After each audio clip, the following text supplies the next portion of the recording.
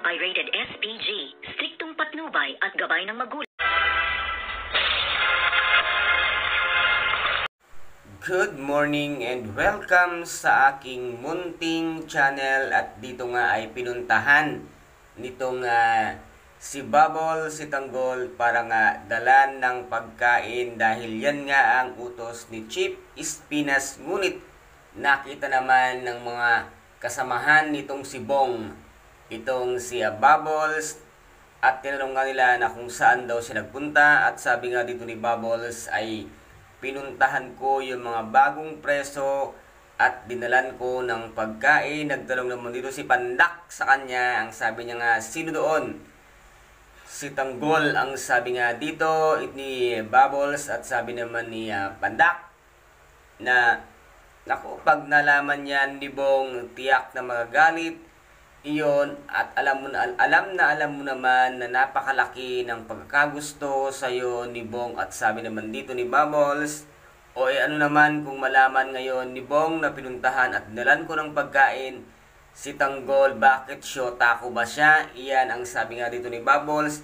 Ngunit itong mga kaibigan nga ni Bong ay talaga nga pumunta doon kay Bong at nag-report at sinabi nga ang kanilang nalaman at narinig. At sabi nga dito na may pumuporma daw kaya Bubbles, at dito nga sabi ni Bong ay pupuntahan ko at patitikimin ko ng isang tikim yung mga baguhan na yan, lalong-lalo na nga si Tanggol.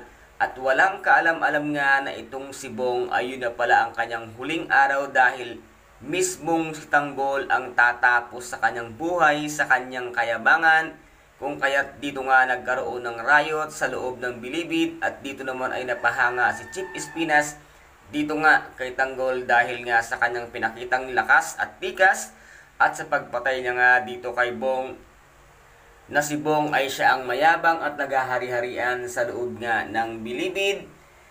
Kung kaya't pinatulan nitong si Tanggol na walang kaalam-alam itong si Bong na si Tanggol ay napakalakas at napakatikas na tao, kung kaya't nakitil ang kanyang buhay ni Tanggol. At ito po ang ating pakaabangan mamaya dito nga sa tinaguriang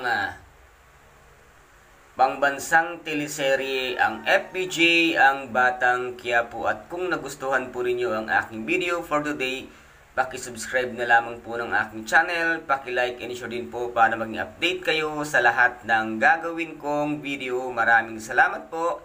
Ingat, God bless, and bye-bye!